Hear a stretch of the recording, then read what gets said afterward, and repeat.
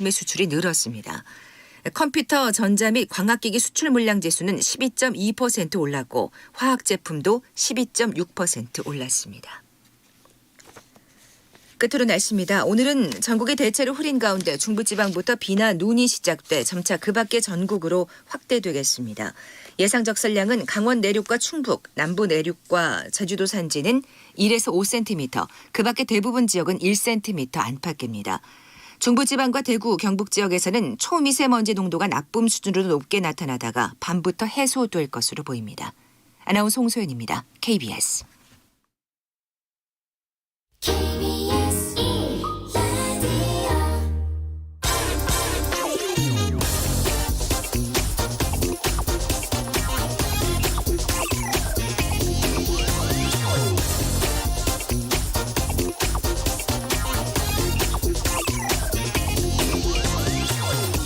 네, 2020년 한 해를 상징하는 단어는 뭘까요?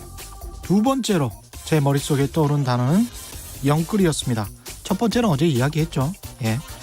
열심히 일해서 돈 모으고 내 집 마련해서 안정되게 사는 꿈이 불가능해지자 영혼이라도 끌어모아서 빚을 내 집을 사겠다는 영끌.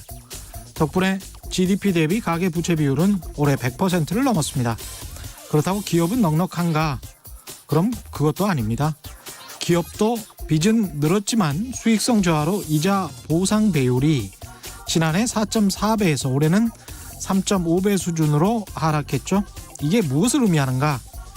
많은 사람들이 빚, 부채에 저당 잡혀 있다는 것, 모두가 금리에 민감할 수밖에 없다는 의미가 됩니다.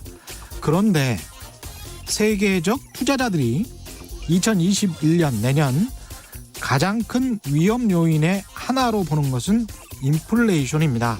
인플레이션이 오면 시장 금리는 올라갈 수밖에 없죠. 어쩔 수 없이 부동산 영끌한 30대가 마치 으슥한 골목길에서 갑자기 동네 깡패 형아 만나는 것처럼 재수 없이 준비 없이 인플레이션을 맞닥뜨리지 않기를 소망합니다.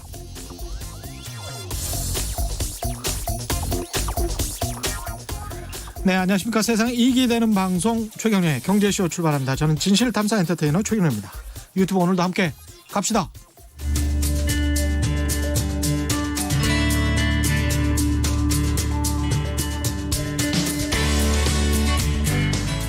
경제방송 아무거나 들으면 큰일 납니다. 듣고 또 들어도 탈이 나지 않는 최경영의 경제쇼. 네, 2020년 올 한 해도 정부 부동산 정책 여러 가지 나왔습니다만은 결과는 별로 좋지 않습니다. 가격 많이 올라갔고요. 집값 불안하고 전세가, 월세 많이 올라갔죠. 내년에는 어떻게 될지 모르겠습니다. 부동산 전문 애널리스트 미래세대우 리서치센터의 이광수 수석연구위원과 함께 2020년 부동산 시장 정리하고 2021년 전망까지 함께 보겠습니다. 안녕하십니까? 안녕하십니까? 예. 이야기 나누기에 앞서서 오늘도 책 선물이 있습니다. 최경영의 경제쇼에서 이번 주 매일 5분께 KBS 방콕 특파원 김원장 기자의 집값의 거짓말 책 선물로 드리고 있습니다. 책 받고 싶은 분들 성함, 연락처, 주소와 함께 짧은 문자 오시면 긴 문자 100원이 드는 샵 9730으로 문자 많이 보내주시기 바랍니다. 올 한 해 부동산 사실 코로나보다요. 구글 검색이랄지 네이버 검색에 다음 검색에 부동산이 더 많았대요. 그 정도래요. 네네. 예, 그 정도로 사람들이 코로나는 이제 생명과 관련돼 있고 대전염병이었는데 엄청난 이슈였습니다. 그렇습니다. 정책도 굉장히 빈번했고요. 그리고 잘 살펴보시면 가격의 변동폭도 굉장히 컸거든요. 예. 그래서 가격만 보더라도 1분기 때는 좀 위축됐다가 또 갑자기 코로나19 금리 인하들 겹치면서 예. 집값의 변동폭이 굉장히 커지고 하반기에는 심지어 전월세 임대차 보호법이 발효되면서 전세 가격이 또 갑자기 급등하는 현상까지 나타났습니다. 예. 그래서 전반적으로 2020년 부동산 시장만 본다면 과거 대비해서 굉장히 이례적인 사고들이 많았다라고 예. 정리해 볼 수 있습니다. 이게 전반적으로 봤을 때 이제 우리가 대중들이 믿고 그리고 언론에서도 많은 언론에서는 지적하는 게 이제 정책의 부작용이다. 이런 말을 많이 합니다. 어떤 문제로 보십니까? 지금 한국의 부동산 시장은 제가 명확히 규정하자면 투자화돼 있는 시장이죠. 투자화돼 있는 시장이다. 네, 그래서 집을 예를 들어서 내 집 마련을 위해서 집을 사는 것보다 돈을 벌려고 집을 사고, 그러니까 예를 들어서 이런 거죠. 금리가 내려가서 집을 갑자기 필요로 한 사람들이 많아지진 않았잖아요. 그렇죠. 그러니까 예를 들어서 집값이 오른다는 분들의 근거가 유동성 때문이다. 예. 근데 유동성이 증가한다고 갑자기 내 집에서 살고 싶은 사람들이 많아지지 않고 어떤 사람들이 많아지냐면 투자하려는 사람들이 많아지는 거잖아요. 일단 사서 가지고 있어 보자. 그렇죠. 예. 가격이 더 오를 수 있으니까. 예. 일종의 투자 목적으로. 그런 사람들이 시중에 많이 증가한 건데 이렇게 부동산 시장이 투자화되어 있는 시장에서 정책이 효과를 내기 위해서는 달라야 됩니다. 뭐가 달라집니까? 두 가지 특성을 제가 뭐 과거에도 전에도 한번 말씀드린 적이 있는데 두 가지 특성이 필요한데요. 첫 번째는 시장의 참여자들이 예상치 못한 정책이 나와줘야 돼요. 예상치 못한 정책이 나와줘야 되는데 그런 게 안 나왔죠. 그렇죠. 예. 대부분 보시면 과거에 썼던 정책들이 반복되면서 시장의 참여자들이 쉽게 말하면 무시한 겁니다. 그리고 두 번째는 예상치 못한 시점이어야 돼요. 예상치 못한 정책 왓이 예상치 못한 시점에 나와줘야 되는. when 갑자기 예를 들어서 미국의 주식시장이 코로나19 때문에 폭락했을 때 예. 예상치 못한 시점에 갑자기 회사채 매입 등 유동성 확대가 과거에 없던 정책이 나오니까 시장을 끌어주잖아요. 맞습니다. 그런데 우리는 정책이 어떤 정책이냐면 가격이 올라야 규제합니다. 후행적이죠. 거기다가 뻔히 가격이 오를 것 같은데 기다렸다가 또 규제를 해요. 그렇죠. 그러니까 예. 뭐냐면 투자와 있는 시장에서 정책이 기본적으로 이 두 가지 속성을 못 가진 거예요. 새롭지도 않고 새로운 시점도 아니에요. 예상치 못한 시점도 아니라는 거죠. 예. 그래서 정책이 쉽게 말하면 투자 시장을 오히려 부추긴 꼴을 만들어냈습니다. 그러니까 국민들이 그런 말까지 하는 분들이 있는데 정말로 문재인 정부가 집값이 오르는 것을 속으로는 바라고 있는 거 아니야? 그렇죠. 그렇게 물론 이제 진짜 의도는 그런 거는 아니리라고 믿습니다만 그렇습니다. 그럼에도 불구하고 시중에 그런 말이 아주 자연스럽게 나돈다는 것은 이거는 정부가 상당히 굴욕적으로 받아들여야 될 수밖에 없습니다. 그렇죠. 그래서 예. 저는 이제 부동산 정책의 향후 방향성도 그렇지만 이렇게 이게 쉽게 말해서 피드백 현상이거든요. 예. 그러니까 시장의 참여자들이 계속 진화하는 거예요. 음. 진화하는데 그런 정책의 속성을 못 가지고 있으니까 규제가 잘 안 된 거죠. 그러니까 시장을 시장 조성하지 못한 거예요. 참여자들은 진화하는데 네. 정부의 정책은 퇴화하거나 과거에 머물러 있거나. 그렇죠. 그런데 물론 조금씩 이제 변화하고 있지만 그 속도가 굉장히 늦은 거죠. 예. 그런 차원에서는 저희가 정책이 기본적으로 그런 한계점이 있어서 정책 효과를 잘 내지 못했다라고 예. 판단하고 있습니다.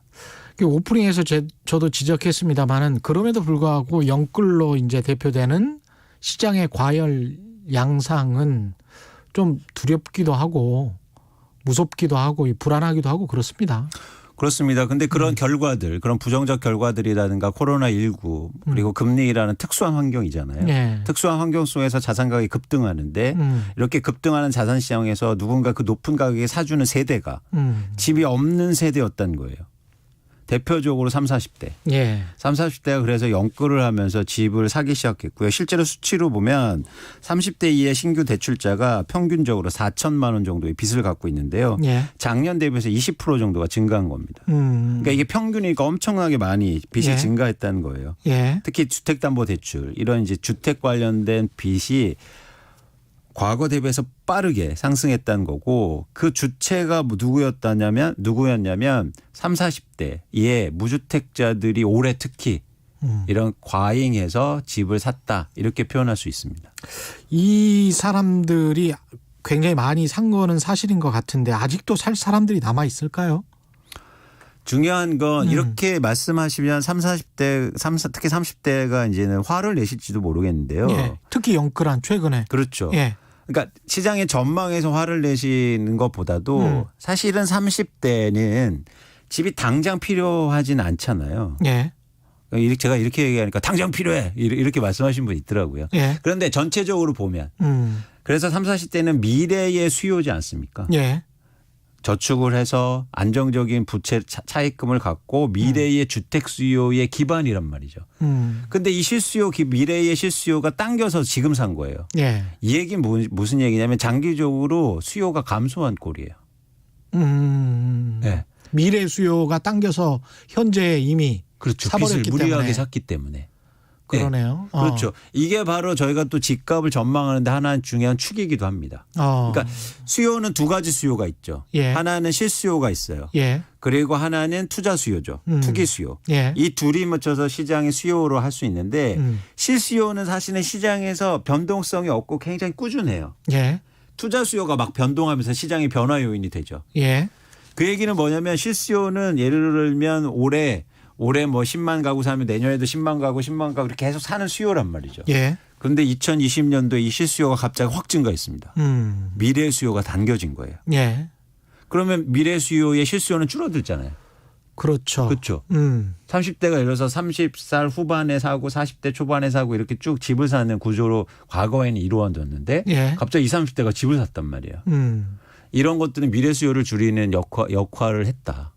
그렇게 할 수 있었던 이유는 사실은 돈값이 싸기 때문에 금리가 워낙 낮으니까. 그렇습니다. 수치로 네. 보여주잖아요. 20, 30대의 신규 대출자가 갑자기 확 증가하고 이런 대출 규모가 커졌다는 걸 수치로 그렇죠. 보여주고 있으니까. 주택담보대출뿐만이 아니고 신용대출 규제하기 전까지는 또 신용대출도 증가를 많이 했을 거죠. 그렇죠. 심지어 마이너스 대출을 받고 예. 그다음에 살고 있는 전세에 전세담보대출을 받아서 그 돈으로 누군가 또 전세집을 살고 있는 집을 사고요. 그리고 엄마 투자로. 아빠가 조금 좀 도와주고. 그래서 영끌이라고 하는 거죠 우리가. 그렇습니다. 예. 그렇습니다. 그래서 그런 차원에서는 2020년도에 굉장히 특이한 현상들이 많이 일어났는데 이런 현상들이 향후로 집값을 전망하는데 결코 좋은 건 아니다. 그러니까 예. 이런 겁니다. 그러니까 자산시장의 기본적인 속성은 이거죠. 누군가 계속 높은 가격에 사줘야 돼요.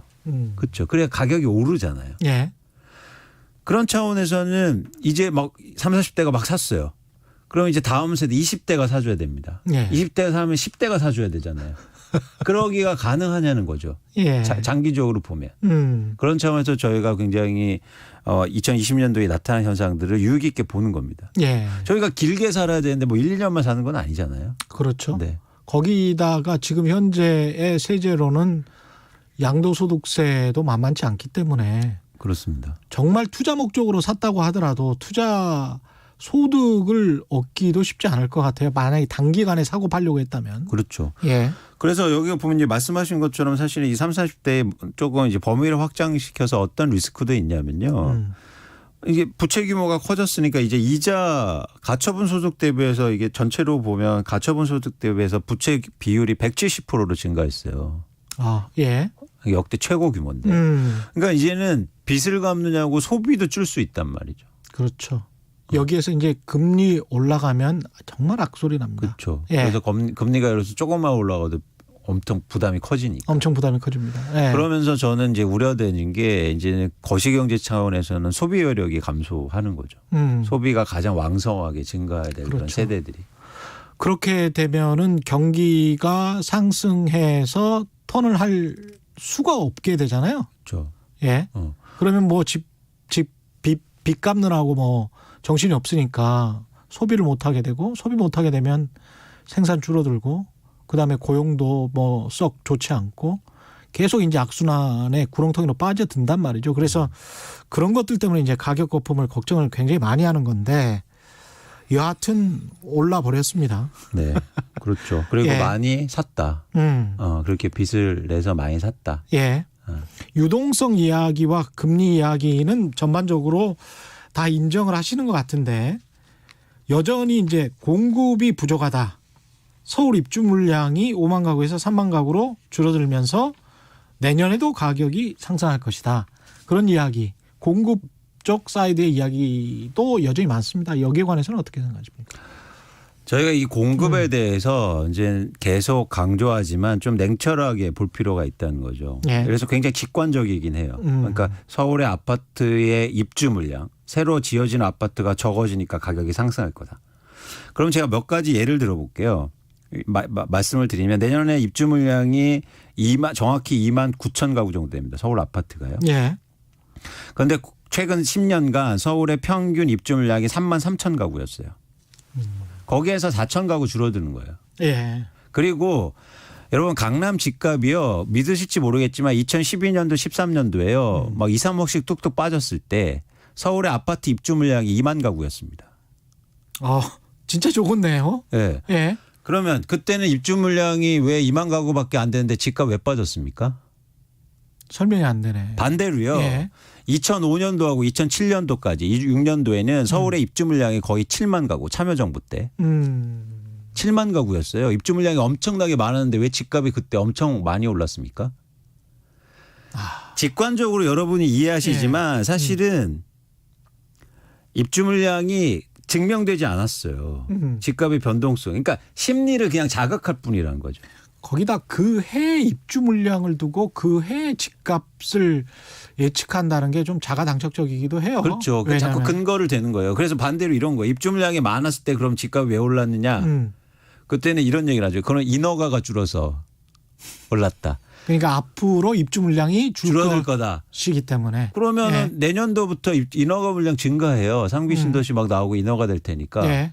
그럼 어떻게 되는 겁니까? 그러니까 저는 이런 이제는 아주 직관적인 분석 자체를 굉장히 그때마다 쓴다는 거죠. 또 하나는 뭐냐면 계속 강조하지만 집값을 결정하는 공급은 새로 짓는 양이 아니란 말이에요. 예.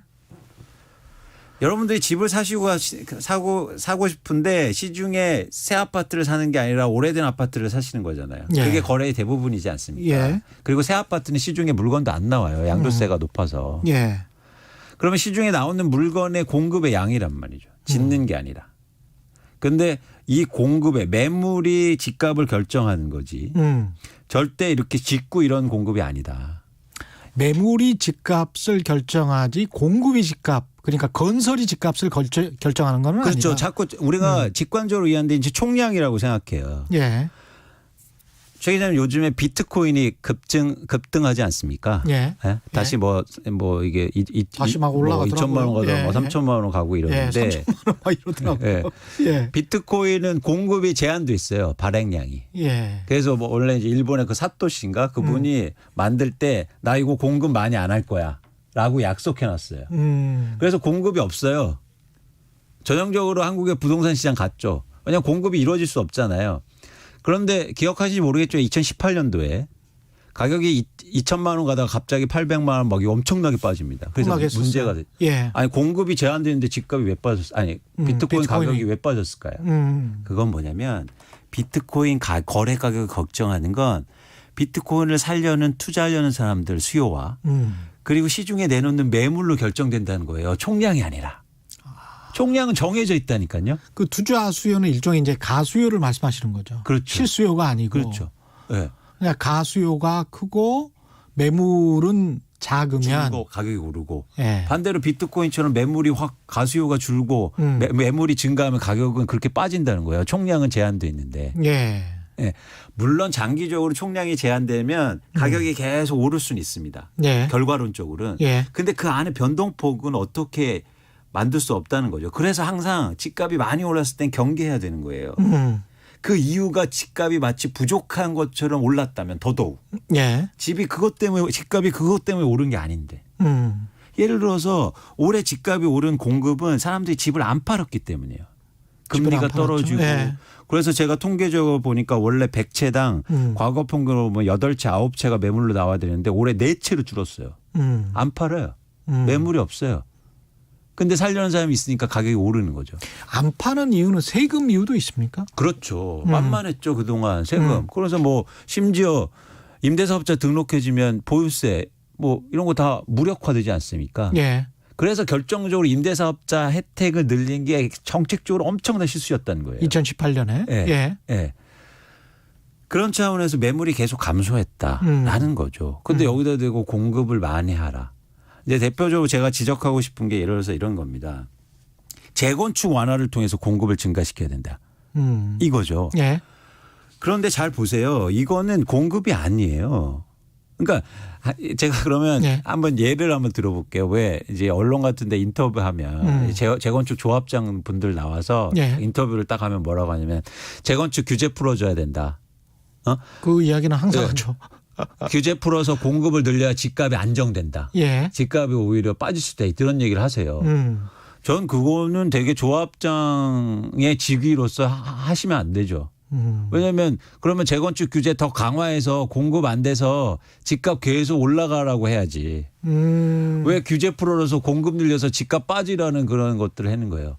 아. 본질은 뭐냐면 예. 자 재건축 규제를 완화해주면 집값이 오르니까. 예. 언론에서도 그렇습니다. 신문기사 한쪽에는 뭐가 나오냐면요. 내년도에 공급이 감소해서 집값이 오른대요. 재건축 규제 때문에 공급이 안 돼서. 근데 반대쪽 기사는 뭐가 있는지 아십니까? 예. 어느 단지에 재건축이 시작돼서 집값이 오르고 있대요. 이게 뭐냐는 거죠. 참 이거는 좀 전체적으로 봐야 될 것 같은데 그 전체적으로 보지 않으면서 계속 한 가지 요인만 가지고 이제 이야기를 하고 그걸 또 많은 사람들이 또 믿어버리게 된 상황이란 그렇죠. 말이죠. 그래서 네. 어차피 집이라는 건 공급을 무한정할 수는 없습니다. 땅이 정해져 있잖아요. 네. 그래서 마치 아까 제가 뭐 무리한 비교라고 생각하실지 모르겠지만 비트코인처럼 발행량이 정해져 있어요. 근데 이 안에서 가격이 변동되는 건 그 공급의 제한 때문이 아니라 매물과 시장의 투자 수요 때문에 변동성이 일어나는 거예요. 언제는 그런 우리 집값 빠질 때 10년 전 이럴 때 집값 빠질 때는 그러면 그때는 공급이 많아서 빠진 겁니까? 아니란 말이에요. 예. 그래서 그런 차원에서 접근해 보면 좋겠다. 그런데 심리에는 영향을 줘요. 자꾸 공급 부족하다, 입주 부족하다니까 심리를 자극하는 거예요. 그러면서 가수요는 계속 만들고. 그래서 정부가 공급하려고 하는 거는 심리를 안정시킬 수 있는 공급이어야 돼요. 예. 심리를 안정시킬 수 있는 공급이어야 된다. 네. 그래서 제가 계속 강조하는 게 유효토지를 이용한 공급. 지금 당장 할 수 있는 공급 말씀하시는 거죠? 뿐만 아니라 재개발 푸셔서 하는 공급이 아니라 제한된 공급 알고 있는 공급이 아니라 파괴적 공급이어야 된다는 거예요. 아, 파괴적 심리를 공급. 안정시킬 수 있는. 제가 이런 얘기하면 또 그러니까 연말이니까 제가 속 시원하게 한마디만 하고 갈게요. 예, 예를 들어서 예. 대표적으로 이런 겁니다. 용산 공원을 개발해요. 예. 자, 용산 공원을 개발하는데 그 공원은 누구를 위한 공원입니까? 뭐 시민들을 위한 공원이어야 되겠죠. 거기 가면 예. 이제 앞으로 차 엄청 막히고 그런 거대한 공원이 왜 뉴욕처럼 필요한 거죠, 한국에. 뉴욕의 센트럴 파크가 만들어진 건 1800년도예요. 예. 저희가 왜 200년 전에 그런 모델링을 해요. 전 예를 들어서 거기다가 중산층이나 청년주택 이런 것들 많이 짓고 그 돈으로 각 지역의 공원을 근린공원을 만들어준 게 훨씬 더 좋을 것 같은데요. 조그만한 것들. 네. 예. 예. 그게 바로 미래의 공원 아닙니까? 저는 그렇게 생각해요. 그런 게 파괴적 공급이에요. 예상치 못한 공급. 근데 너무 뻔한 공급들, 역세권, 뭐 고밀도 너무 뻔한 그런 거 개발하면 역세권의 부동산이 가만히 있습니까? 다시 또 상승하는 거예요. 예. 그래서 그런 차원에서 새로운 공급들에 대해서 고민하는 게 심리를 안정시킬 수 있다.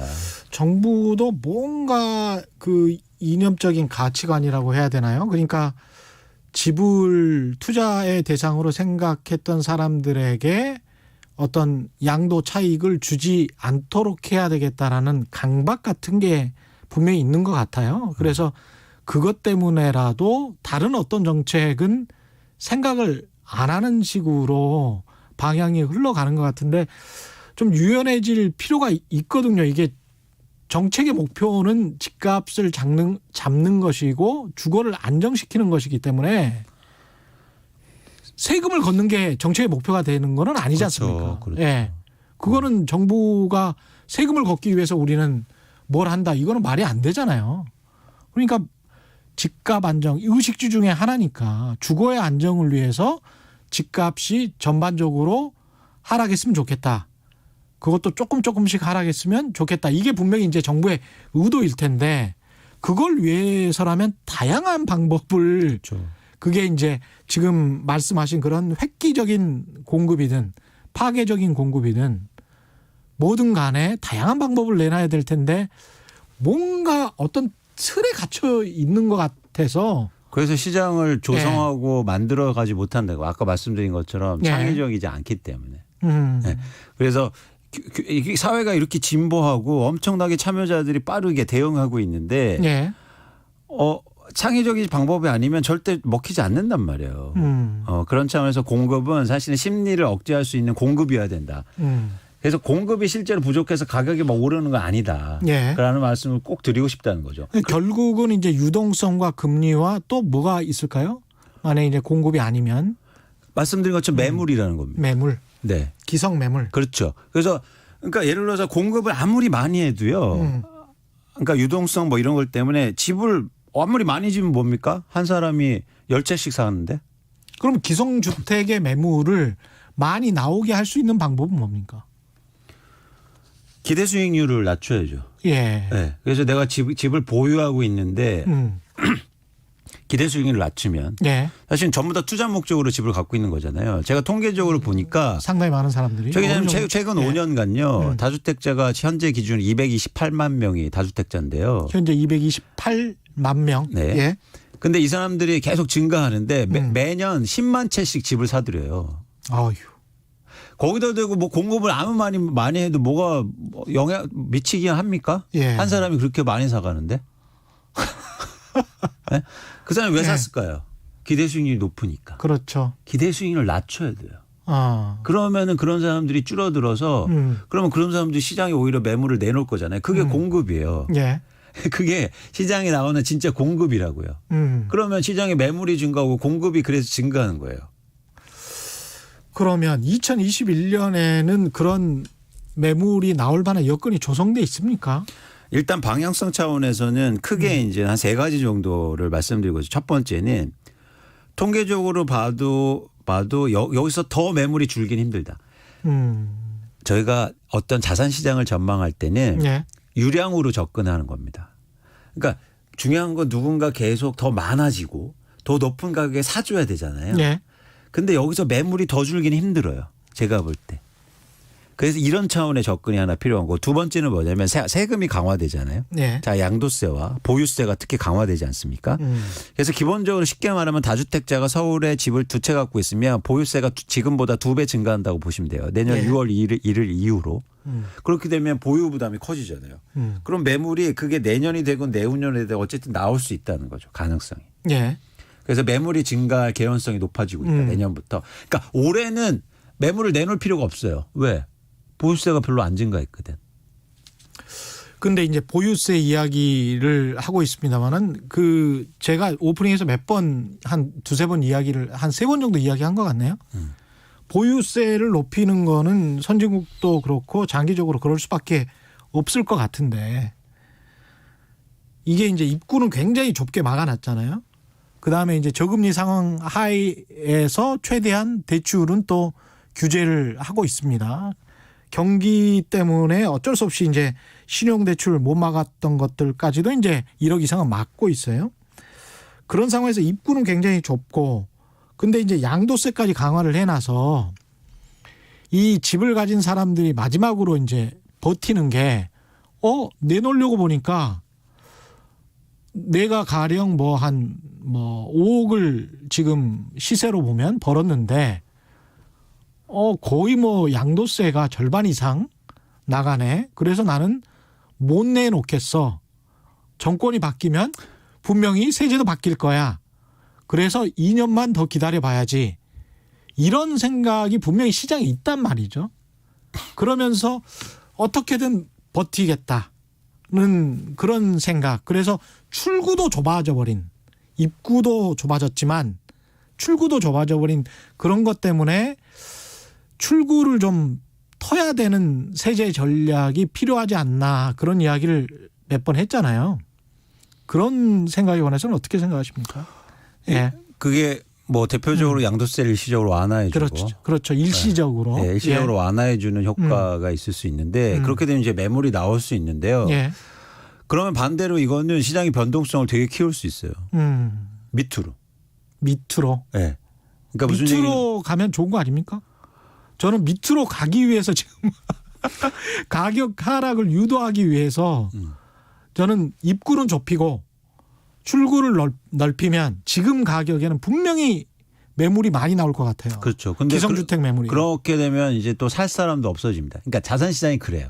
그러니까 팔려는 사람이 많으면 살 사람도 줄어요. 그렇겠죠. 반대로. 그러면 지난번에 2010년부터 2014년까지 왔던 하락, 네. 굉장히 큰 하락이 왔었습니다. 그렇죠. 그런 하락도 가능하지 않을까 싶어서요. 그러니까 그게 그거는 또 뭘 하지 않나? 그런 거는 또. 그렇죠. 그러니까 사실 이게 자산시장이 예. 이제 급등락이 이루어지면 사실은 힘든 거니까 예. 이게 안정적으로 소프트 랜딩해야 되는데 그런 차원에서 이제 고민해 볼 필요는 있습니다. 근데 예. 어쨌든 방향성으로 보면 매물이 증가될 여러 가지 요인들은 생기고 있다. 그리고 여기서 더 줄긴 힘들다. 또 하나 뭐냐면 예를 들어서 이런 것들도 있죠. 임대사업자 등록제도가 아예 없어졌잖아요. 예. 그래서 이제 말소되는 임대사업자들도 나온단 말이에요. 근데 이제는 그동안 보유세를 전혀 내지 않았는데 임대사업자 등록하면 거의. 예. 그런데 이제는 그 제도 자체가 없어지니까 이제 내가 내야 되잖아요. 네. 그런 점에서 그렇게 말소되는 물량도 시장의 어떤 변동 요인이 될 수 있다는 거예요. 임대사업자가 4년, 8년짜리 이거 말소되는 물량. 그렇습니다. 예. 그렇습니다. 8년짜리는 아직 안 나올 거고. 4년짜리가 4년짜리들. 정착적으로 나오는 거죠. 네. 그래서 이런 물건들이 매물이 나오면 이게 공급의 증가라는 거죠. 예를 들면 임대사업자 말씀드렸는데 올해 그러니까 올해 만료돼서 내년도부터 보유세를 낼 그 서울의 임대사업자 물량이 거의 14만 채 정도 돼요. 예. 시효가 만료되는 14만 채가 종료돼요. 예. 물론 거기에 물론 뭐 단독 가구도 있고 뭐 연립주택도 있고 다 포함된 건데 어쨌든 그렇게 되면 이 14만 가구가 시장에 나온다 그러면 14만 가구가 공급되는 거예요. 그잖아요. 그렇죠. 네, 네. 그렇죠. 수요와 공급 차원에서 얘기하면 이게 훨씬 더 큰 물량이라는 거예요. 그런 기성주택 물량에 관해서 어떻게든 많이 나오게 해야 되는데 정부가 분명히 어떤 정책을 할 때 이때 몇만 개 나올 거야라고 분명히 계산을 분명히 하고 하거든요. 근데 이제까지 그게 맞지 않았어요. 맞지 않아서 2021년, 2022년에는 물론 또 다른 변수들도 있기 때문에 다른 변수들은 또 뭐가 있을까요? 2021년에 집값에 영향을 줄 만한 변수들. 가장 큰 변수는 이제 전 두 가지 정도라고 보는데요. 예. 첫 번째는 선거가 있습니다. 서울시장 선거. 예. 근데 여기서 이제 정책이 어떤 정책이 나오느냐에 따라서 시장이 그러니까 크게 변동될 가능성이 좀 있어 보여요. 대표적으로 지금 야당에서는 재건축 규제를 전면적으로 완화하겠다. 예. 그걸 공급이라고 얘기하는 거예요. 예. 그래서 공급을 증가시켜서 시장을 안정시키겠다. 그렇죠. 이거는 쉽게 말하면 댐을 무너뜨린다고 저는 표현합니다. 가격이 완전히 폭등할 것이다 이렇게 그렇죠. 생각을 하시는 그렇죠. 거죠 지금. 네, 예. 재건축 규제를 풀어주면. 재건축 규제를 풀어주면 아니 그냥 직관적으로도 이건 이해가 되는 게 예를 들어서 강남에 100층짜리 아파트가 생기면 그럼 집값이 안정될 것 같으세요? 저 개념이? 미래 가치를 이제 빨리빨리 산정을 하겠죠. 네. 지금까지는 아무리 높아도 35층이었는데 그렇죠. 용적률을 50층, 100층으로 높여주면 네. 그만큼 일반 분양분이 많아지기 때문에 그렇죠. 지금은 1000세대당 보통 1조 정도를 분양 수익으로 잡고 있단 말이죠. 재건축 조합에서. 네. 1조가 아니고 2조나 3조가 될 거고 그러면 지금 현재 집의 값어치 20억 원 하는 재건축 대상의 아파트가 당연히 2배, 3배 올라가죠. 그렇죠. 예. 그래서 미래 가치가 들어가는 그런 정책들이 굉장히 이렇게 퍼퓰러하게 나오는데 중요한 건 예를 들어서 막 그런 지역에 재건축 풀어주면 이게 또 수도권이 이게 엄청나게 어려워질 수도 있다는 겁니다. 그러니까 수요가 한정돼 있잖아요. 예. 거기에서 어디가 공급이 개발이 막 되고 공급이 되면 사실 다른 지역이 어렵잖아요. 그러니까 단기적으로는 그렇게 되면 더 폭등할 거는 사실이고 그 주장을 하시는 분들은 장기적으로 물량이 많아져서 이제 가격이 내려갈 것이다. 장기적으로 보면 네. 그렇게 이제 주장을 하시는 거겠죠. 그분들은. 그런데 그거는 그 장기에 또 어떤 일이 벌어질지 모르잖아요. 예. 그래서 장기에 말해서 뭐 갑자기 수요가 또 증가할 수도 있고. 예. 네, 그러니까 사실 저희가 왜 이런 얘기를 하자면 이제 케인스가 얘기했잖아요. 뭐냐면 장기에는 모두 죽고 없다. 인구 생각도 좀 해봐야 돼. 네, we are all dead in the long run. 그러니까 뭐냐면 그런 차원에서 자꾸 장기 차원에서 그래서 장기적으로 공급이 많아져서 지금 막 규제 풀고 완화해주고 그럼 이런 부작용은 다 누가 떠안는 겁니까? 서울 인구는 2017년부터인가요? 계속 순유출되고 있거든요. 그래서 1,000만 명 무너진 지가 몇 년 됐고 앞으로도 이 추세는 집값 때문에라도 계속될 거는 같습니다. 보니까. 그렇죠. 예. 네. 그래서 저희가 이제는 2021년 변동 원인 중에서 하나는 이제 선거의 공약. 예. 그리고 누가 또 당선된. 그러니까 왜냐하면 서울시장이 그런 재건축 규제나 음. 이런 개발에 영향을 크게 미치기 때문에 그게 한 가지 이제 중요한. 서울시장이 하겠다고 하면 중앙정부도 못 막습니까? 일단 전체적인 법률이나 이런 규제가 있지만 예. 그 안에서 뭐 인허가권이나 아니면 뭐 이런 것들이 권한을 갖고 있어서 그런 것들을 할 수 있죠. 지자체장이. 지방선거가 있고 예. 또 다른 변수는 뭐가 있을까요? 또 다른 변수는 사실 시중 금리인데요. 예, 최근에도 시중금리. 예. 시중에도 이제 최근에 올라서 뭐 코픽스 금리도 상승하고 있는데 그래서 금리가 인플레가 좀 보여지고 예. 글로벌하게 금리가 올라갈 거라는 기조가 잡히게 되면 시장에서 갑자기 위축될 수가 있는 거죠. 반대로 올해 그렇죠. 금리가 내려가서 시장이 앙등한 것처럼. 그래서 예를 들어서 2022년도에 금리가 상승할 거다. 그럼 먼저 시장은 반영할 거 아닙니까? 맞습니다. 네, 예. 그리고 이미 대출 규제가 막 이루어지고 있는데 그런 차원에서는 이 시중의 금리의 변동이 또 하나의 이제 중요한 영향으로 보고 있습니다. 시중 금리는 만약에 이제 경기가 좋아지고 코로나19가 백신 때문에 좀 종식이 된다고 하면 이 지금 현재 상황에서는 올라갈 일밖에 없는 거 아니에요? 그렇죠. 정책 금리는 모르겠지만 시중 금리는 올라갈 일밖에 그렇죠. 없는 거잖아요. 지금. 선생님, 그래서 저희가 유동성이라고 얘기할 때 주의해서 보셔야 되는 게 뭐냐면 유동성은 유량의 개념이에요. 그러니까 유동성이 지금 저금리가 중요한 게 아니라 예. 계속 저금리가 더 저금리가 될 건가. 유동성이 더 확대될 건가가 중요한 거지 지금 유동성이 많다는 자산시장 전망하는 데 의미가 없다는 겁니다. 지금 이 유량의 개념 이것도 굉장히 참 중요한 개념입니다. 스탁의 개념이 딱 저장돼 있는 게 아니라는 거죠. 그렇죠. 여러분 제가 오늘만 사는 게 아니잖아요. 내일도 영화에서도 나오는데 그 너희는 뭐 오늘만 살지 아니 너희는 내일 살 난 오늘만 살아. 그 사람이 이기지 않습니까? 아저씨라는 그렇죠. 영화에서. 예. 자산시장은 반대예요. 예. 내일을 사는 사람이 이겨요. 오늘을 사는 사람이 중요한 게 아니라. 예. 예. 그런 차원에서는 유량 어떻게 변화할 건가가 중요한 거지 지금 상황이 중요한 게 아니란 말이에요. 근데 2021년에 3기 신도시 같은 경우는 한참 남은 것 같은데 이게 또 신도시도 영향을 좀 줄까요? 일단 내년에 사전 청약이 들어오거든요. 아, 사전 청약 6만 가구에. 6만 가구나? 네. 그렇게 되면 올해요. 그 특히 하반기에 시장을 주도한 게 아까처럼 뭐 30, 40대 영끌에서 예. 이런 실수요자들이라고 말씀드렸잖아요. 그게 내년도에 줄 수도 있는 거예요. 그러네. 청약이 실제로 이루어지니까. 아, 네. 그러네요. 그 사람들 같은 경우는 뭐 다주택자들이 아닐 것이기 때문에 지금 뭐 급하니까 혹시 나중에 올라갈지도 모르니까 집을 먼저 사놨는데. 사놓자. 네. 사놓자라는 게 이제 선분양을 받아놓자. 그렇죠. 그렇죠? 그러면 이제는 그러면 그 사람들은 더 이상은 수요가 아니죠. 집을 탐하지는 않게 그렇죠. 되겠죠. 중요한 네. 건 지금 지금 상황의 시장의 수요는 투자 수요는 거의 없습니다. 일부 비규제 지역만 빼고. 예. 서울의 투자 수요, 투자 목적으로 집을 사기가 힘들어요. 예. 이유는 뭐냐면 투자 목적으로 사는 건 한 채를 더 산다는 거예요. 그죠? 한 채 갖고 있는 건 투자가 아니죠. 예. 근데 한 채를 더 사기 너무 힘들어요. 그렇죠. 근데 저희가 올해 내내 주장한 게 취득세였잖아요. 그렇습니다. 실제로 도입되지 않았습니까? 예. 이제 한 채를 더 살려면 취득세 8% 내야 되고 세 채를 살면 12% 내야 돼요. 8% 12%. 와. 투자 수요가 없어요. 8%면 800만 원, 1억이면 800만 원이네. 그렇죠. 예? 그렇죠. 10억이면 8천만 원. 8천만 원? 내고 시작합니다. 자, 이게 중요한 게요. 내고 시작하네. 왜 중요한 예. 게요. 그동안 한국의 부동산 세금 구조는 예. 이익에 기반했어요. 그래서 별로 안 무서워해. 내가 돈 번 데서 내는 거니까. 그러네요. 근데 이제는 내고 출발해야 돼요. 그래서 예를 들어서 이런 거죠. 어떤 비유냐면 자 카지노를 가는데 카지노 입장료 안 받습니다. 예. 근데 그렇죠? 입장료가 입장료를 이제 1,000만 원씩 내래. 그러면은 카지노 가는 사람 확 줄까요? 안 줄까요? 확 줄겠죠. 확 줄죠. 확 줄죠. 거기서 카지노에서 도박을 해서 돈을 벌 수 있다라는 확률도 떨어지고.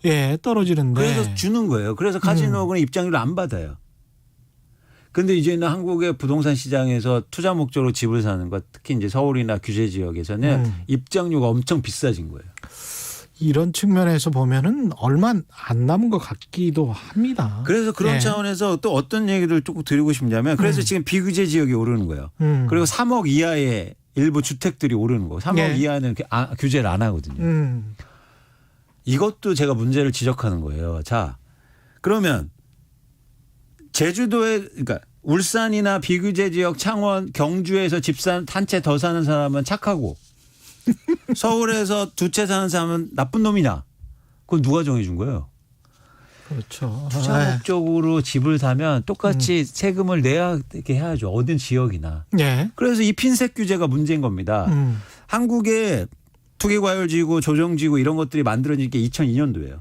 2002년도에 월드컵 때문에 막 국지적으로 부동산 가격이 오르니까 그 지역만 규제하려고 만들어진 제도예요. 예. 20년이 지나서 그 제도를 똑같이 쓰고 있어요. 아니에요. 지금 투자자들은 돈 되는 곳이면 그게 울릉도라도 가서 집 살 판이에요. 아, 미국 테슬라도 사는데요. 그렇죠. 예. 자, 그런 차원에서 지금의 투자 목적의 투기를 규제하려면 그러면 핀셋이 아니라 범규제를 해야죠. 어디서든지 2주택자면 취득세를 내야 되지 않습니까? 예. 똑같이 8%. 근데 어디는 많이 내고 어디는 적게 내요. 왜? 그것도 매번 바뀌어. 요즘에는요. 오히려 그러니까 계속 풍선 효과가 나타난다는 거죠. 그렇죠. 예. 그리고 예를 들어서 청주 같은 지방이 요즘 어떤 것들이 말씀드리냐면 그 지역에서 예. 이제는 규제 지역 풀릴 거야. 왜냐하면 청주 지역 많이 올라서 규제가 됐잖아요. 예. 규제 지역 풀릴 걸 또 예상하고 집을 사요. 그리고 자꾸 막 이렇게 바뀌니까. 그래서 저는 규제의 방법이 자체가 예. 유동성이라는 거대한 파도가 들어오는데 핀셋 규제가 뭡니까? 핀셋으로 어떻게 큰 파도를 막아요. 범규제로 바꿔야 된다. 범규제로 바꿔야 된다. 네. 어디서나 집을 투자나 투기 목적으로 사면 그에 상응하는 부담을 가해야 하죠. 장기 전망 여쭤보기 전에 마지막으로 그 문자들이 좀 와 있어서 문자를 좀 소개하겠습니다. 옵스님, 양도세를 줄여야 매물이 나오지 양도세 거의 반이나 뜯어가는데 매물이 나올까요? 이런 말씀하셨고요.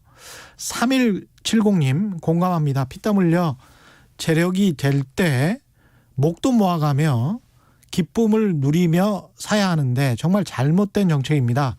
열심히 살았던 부모 세대는 나쁜 세대 죄인 만들고 온갖 명분 만들어서 집 하나에 세금 거둘 궁리만 하는 정책은 그만해야 해요. 약간 다른 의견 주신 거죠. 9669님, 9955님은 뭐를 해도 부작용이 납니다. 그냥 시장 원리에 맡겨요. 뭐 이렇게 말씀하셨네요.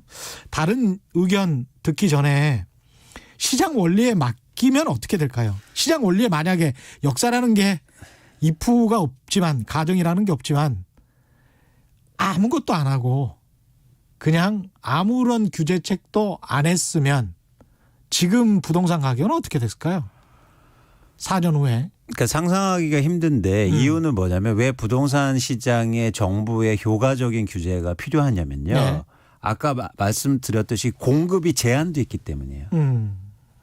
그리고 유한한 자원이란 말이에요. 예. 무한한 자원이 아니라. 그렇죠. 이런 시장에서는 규제가 필요한 겁니다. 그래서 아까 말씀하신 것들로 동의하는데요. 규제가 필요하지 않은 게 아니라 잘해야 돼요. 규제는 필요한데 좋은 규제를 또 잘해야 된다. 그렇죠. 그래서 네. 왜 우리 회사 들어가면 신입사원들한테 이런 말 하잖아요. 네. 요즘 뭐 회사 어때? 그러면 회사 생활 어때? 그러면 열심히 하고 있습니다. 그러면 이제 이러잖아요. 아니 열심히 하지 말고 잘하라고. 정책을요. 예. 안 먹혔지. 그래서 정책 필요 없어가 아니고요.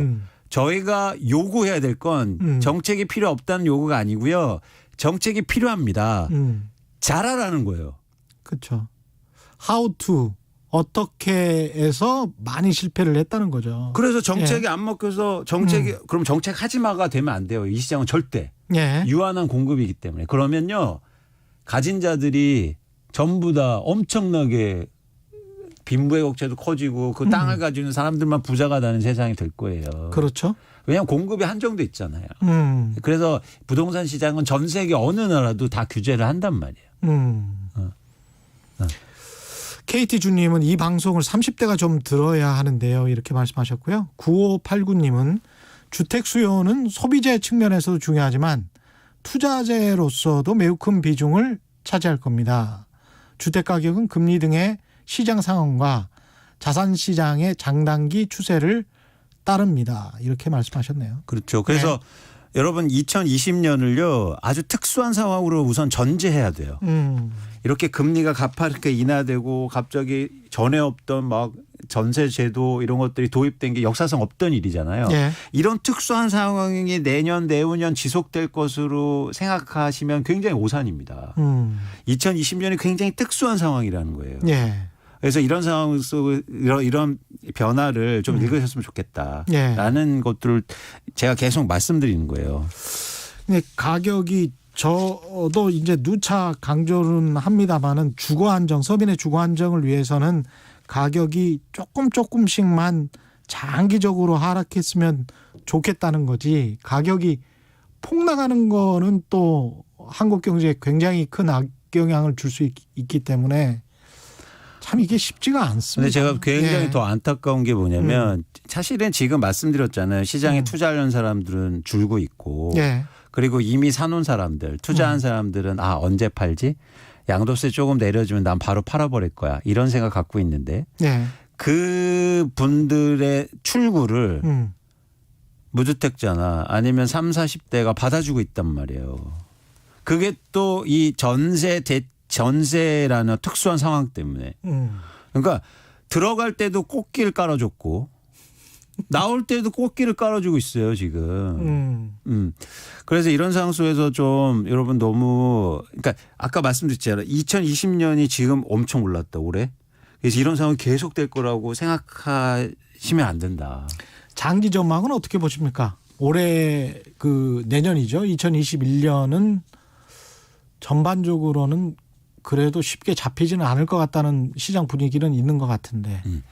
일단 내년만 너머를 한번 좀 봐주시죠. 내년만 말씀드리면 이제 매물 제가 말씀드렸잖아요. 예. 매물이 최소한 올해보단 증가해요. 이게 예. 이 과정이 중요한 겁니다. 그런데 그렇다고 해서 이제 매물이 많지 않다. 그래서 제한적이다 이렇게 이제 판단하시는 분이 많은데 예.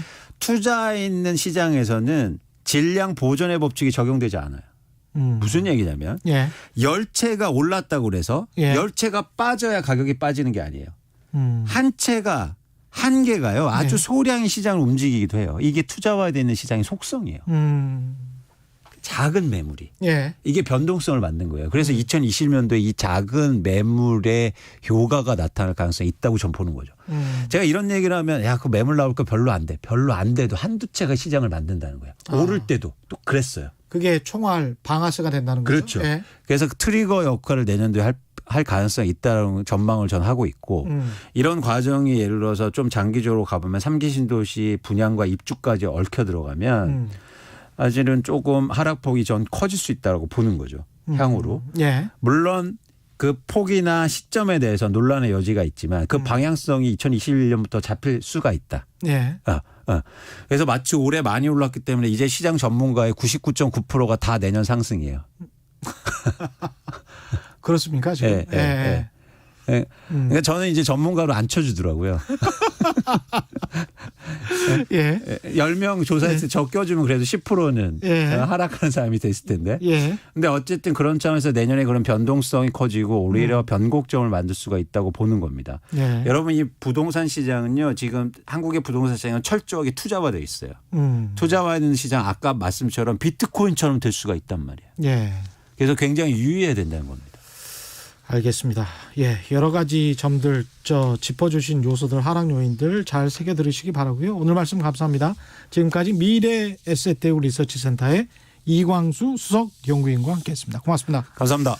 네, 최경령의 경제쇼는 여기까지였습니다. 저는 KBS 최경령 기자였고요. 내일 4시 5분에 다시 찾아뵙겠습니다. 지금까지 세상에 이익이 되는 방송 최경령의 경제쇼였습니다. 고맙습니다.